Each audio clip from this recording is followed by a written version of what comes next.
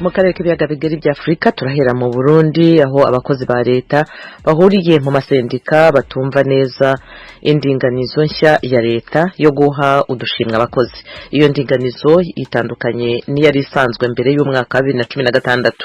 Inkuru Radio Ijwi ry'Amerika yabateguriye ifatanyije n'abakunzi bayo mu Burundi munayigezwaho na Thierry Ndayishimiye.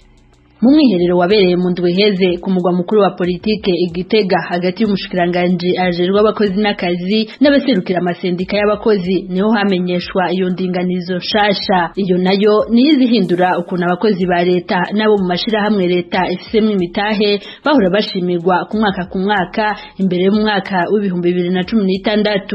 Ugiye mu buzi bwinshi ubu wasanga ubona abantu bari muri service bicaye baza ati none wewe uri gukora iki ndindiriye ivyo umushefu wanje untwara ambwira nkora. Rero twasaba abo yuko babaha ivyo bakora imbere hanyuma nabo bakaca bapanga ingene bazobikora. Nico rero tuzoraba kugira ngo turabe tuti uyu ku rugero rwa 80% mu vyo yemeje yarushikanye mbega yoronka akarusho akahe bitandukanye na anari. Ibitakigwa neza n'abarongoye amasendika y'abakozi ba leta. Manuma Antoine aserukira sendika ihurikiyemwo abigisha abona ko iyo ndinganizo shasha ya leta yari kwiye kujaho isiguriwe neza abo yega. Ikindi Manuma ashikiriza nuko abakozi bari bakwiye kubanza kuronswa uturusho to kuva mu mwaka wa 2016 imbere yuko iyo ndinganizo shasha ija mu ngiro. Ubwa mbere na mbere abakozi bari bizeye yuko bateza kurenganurwa kugira ngo two turushe dufatiye ku manota baduhabwe kuko bagumye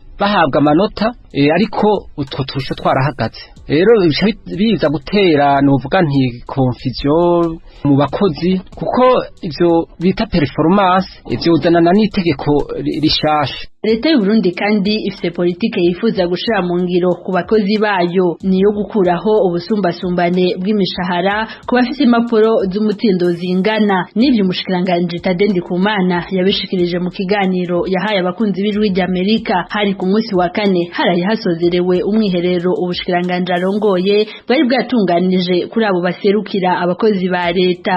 Rero tumaze kubibona twafashe akaroro k'abakora mu shikiranganje bw'amagara y'abantu dufate ufise urupapuro rw'umutsindo guhejeje university yabafise fate nk'ibihumbi 400 mu bwiye kuraba ukora mu bushikiranganje bwo kumesha makuru cyangwa mu bushikiranganje bw'indero cyangwa bw'abakozi n'akazi cyangwa mu bw'ubudandaji afise gwa rupapuro rw'umutsindo aracari ku bihumbi 120 kugira ngo kureho ubusumbasumbane ubanza kuraba yuko ufise umushahara atawutakaza. Niyo politike nshasha ya leta yo gukuraho ubusumbasumbane bw'imishahara abarongoye amasendika basanga irikishirwa mu ngiro gihutihuti idasiguriwe abo yega. Antoine Manuma wo muri sendika y'abigisha yabwiye abakunzi b'Ijwi ry'Amerika ko hari ibikorwa bigoye guharurira ico umuntu yakoze gusumba abandi afatira ku gisata cyo kwigisha aherereyemwo.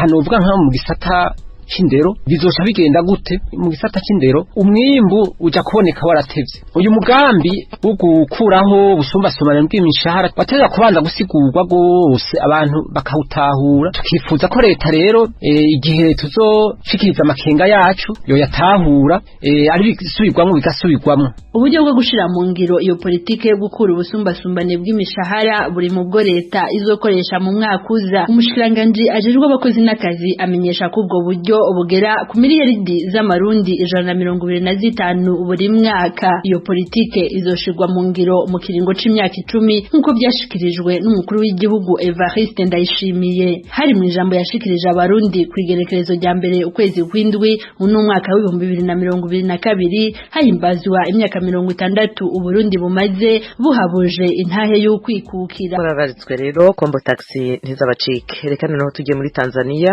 mu nkambi ya Nyarugusu hafi buri kwezi abavyeyi batwite barenga gato 80% babyara abana bataragera igihe cyo kuvuka bitewe n'ibibazo bitandukanye. Ibyo birimo kubura zimwe muri za vitamine zikenewe mu mubiri w'umubyeyi utwite. Inkuru ya mugenzi wacu James Jovine uri muri Tanzania. ivyo bitigiri vyemezwa n'umuvugizi w'ishirahamwe Croix Rouge ijeje ubuvuzi mu nkambi ya Nyarugusu Bwana Martin Shayo vyari mu kiganiro yahaye abanyamakuru kuri uyu wa mbere nyuma y'inama n'andi mashirahamwe yasuzumaga ibibazo byangayishije abakenyezi byokemurwa. Uyu muvugizi yasiguye ko kenshi gituma abavyeyi bavyara abana batageze ari kwamira kundiya imwe bigatuma umubiri w'umuvyeyi yibungenze ubura zimwe mu za vitamini zisabwa mu mubiri, gukora ibikorwa bisaba inguvu nyinshi harimo urugendo runini kujya gusenya inkwi, kurima no kuvyara bakiri bato. Katika huduma zetu hizi za premature kwa mwezi tunapata wastani wa watoto 80 mpaka 90 wanaozaliwa premature au wanaozaliwa. Mu kirengo cy'ukwezi kumwe haravuka abana hafi 80 cibure 90 bavuka igihe cyo kuvuka kitaragera. Murabona ko ibitigiri biri hejuru cyane. Impamvu zituma ni nyinshi cyane, ariko zimwe muri zo hari abigeme basama imbanyi bakiri bato cyane, gukora akazi karenze urugero no kubura vitamini zikwiye mu mubiri w'umukenyezi yibungenza. Kubw'ico kibazo minsi yose dufasha impunzi n'abaturanyi bazo. Tumekuwa tukihudumia wakimbizi lakini pia na jamii ya Kitanzania ambayo imezunguka kambi hii ya Nyarugusu. Waserukiye shirahamwe Save the Children muri iyo nama, umutegarugori Justina Marasa yavuze ko mu ntumbero yo gukemura ico kibazo iryo shirahamwe ryiteguye kongera ubufasha mu gisata c'ubuvuzi no kubaka ibindi bitaro byo kubundikira abana bavuka batageze mu gihe kitarenze umwaka umwe kugira ibitigiri by'abana bapfa bigabanuke. Awe mkimbizi asiwe mkimbizi, lazima tuhakikishe kwamba huduma hii ya watoto wanaozaliwa kabla ya wakati inaimarika. Ab'impunzi cibure umuturanyi bisabwa ko dukemura ikibazo cy'abana bavuka batageze. Ni ngombwa ko tugabanya ibitigiri by'abapfa. Icyambere tuzokongera inguvu zo gutanga inyigisho ku bakenyezi bibungenze, hama twubake ibitaro byinshi byo kubakiriramwe mu ntumbero yo gukemura ico kibazo. Shimire shirahamwe Croix Rouge na leta ya Tanzania kukigoro bama bagize mu gufasha impunzi n'abaturanyi bazo. Kwa mimi nishukuru serikali, nawashukuru sana Red Cross kwa kufanya kazi kubwa hapa kambini ya kuwahudumia wakimbizi na Tanzania ambao wanahudumiwa katika eneo hili, hususan kwenye huduma hii ya watoto wanaozaliwa kabla ya wakati. Gusa mwidogo ni mwinshi kuri zimwe mu mpunzi z'abarundi zahungiye mu nkambi ya Nyarugusu, tuzisanga kutaronswa ubufasha bukwiye hafi mu bisata byose, ari kimwe mu bibazo bituma abavyeyi bavyara abana batageze, bigatuma benshi muri abo bana bapfa kubw'ikibazo cy'ubuvuzi kitarakemuka. Abenshi babundikiwe ni bake batahana abana bakomeye, bugwa hiyo mwibundikiriro ambani kubera ibikoresho byo kubundikira bidakwiye nyene bitaboneka neza, bataha bahetse amaboko na abana batahana kuguma baduturubika hunguka kandi umuvyeyi yibungenze nawe hari bisaba ko kumatekanye umuntu akikorera inkwi zivuye kure atambura amasaha 2 nubwo babwishe agenda yiyumvira ati aho duhurira n'abamfata baranyica bigatuma avuga atageze. Niyo ugiye kubona bakagoragoza mu ngwara nyinshi zitandukanye, umuvyeyi yagiye kuvyara babonye bigomba kwanka barashobora kugaragaza mu buryo bwose uwo muvyeyi bakamufasha akibaruka neza. Basaba rero ko baturondera ubufasha kweri nk'umuvyeyi yibungenze guhera ubushaza ku wa mbere kugera ku wundi wa mbere ni kibazo gikomeye. Ivyo byo gusenya umuntu akareka kuzaraje kurondera udukwi kure atambura amasaha menshi ayibungenze, ugaturondera n'ubufasha bw'ibundikiriro nyene bukwiye, abana bakareka kuza barapfa kubwishi barabe bakemura ico kibazo. Uretse impunzi n'abatanzania begereye inkambi ya Nyarugusu bavurirwa mu nkambi hafi y'abavyeyi 9/10 ba abatanzania bavyarira mu ivuriro rikuru mu nkambi ya Nyarugusu buri kwezi. Kubw'iyo mpamvu basaba leta HCR n'andi mashirahamwe kongera ubufasha mu gukemura ico kibazo gihangayishije impunzi n'abaturanyi bazo. Kuva mu nkambi ya Nyarugusu iri mu gihugu ca Tanzania, James Jovini kubw'ijwi rya Amerika. James Jovini arakoze kuri iyi nkuru. Turacyavuga ku kibazo cy'impunzi z'abarundi. Igihugu cya Tanzania giherutse guha impunzi z'abarundi igihe cy'umwaka kuba batashye, bitaba ibyo bagasubizwa mu gihugu cyabo ku ngufu. Tanzania kandi yategetse amashyirahamwe akorana n'impunzi kugabanya ibyo asanzwe agenera impunzi. HCR yo isanga ibyo Tanzania ikora bibangamiye uburenganzira bw'impunzi, igasaba ko icyo gihugu cyahagarika guhatira impunzi gutahuka zitabishaka. Mugenzi wacu Edi Rwema yaganiriye na bamwe mu bahagarariye izo mpunzi. Twahinduye amazina yabo mu rwego rwo kurinda umutekano wabo. Twabahaye amazina ya Daniel Nimubona na Reina Nduwimana. Reka Nimubona atangire atubwira uko bakiriye ibyatangajwe na Tanzania. Ucemezo cyuko ko bashobora kudufatira ibihano canke badufatiye n'ubu tukibana dufatirwa ibihano byo birabandanya n'ubu twifuza ko tutaha ariko bo muri politike ya leta ya Tanzania batwereka ko mu gutaha ari ubushake bw'umuntu ariko kukorezwa igufa haza ibihano bitandukanye bituma umuntu wese yumvira ko ashobora gutaha kandi koko barataha kubera ko ibibazo byabaye murengera cyane. Ibyo bihano uvuga ni bihano ki? Ibihano novuga ko ari byinshi cyane ndabidondagura kanatsinda novuga ko na mugenzanje numvise ko hari uwundi ari induta araza kunyuhirira ntihagire zo nibagira. Novuga yuko igihano ca mbere novuga catanguye ngaha cabaye igihano cyo kugara amakinga yose atembera mu ikambi. Igihano ca kabiri cahabaye cabaye cyo kugabanya indya ku rugero rwo hejuru. Igihano ca gatatu cabaye cyo kugara amasoko yose, ubusoko bwose budandaza amatomati, eka ikintu cyose gituma umuntu mu buzima bw'umuntu ashobora kubaho yisanzuye, amasoko yose arugagwa kanatsinda nabomogwa.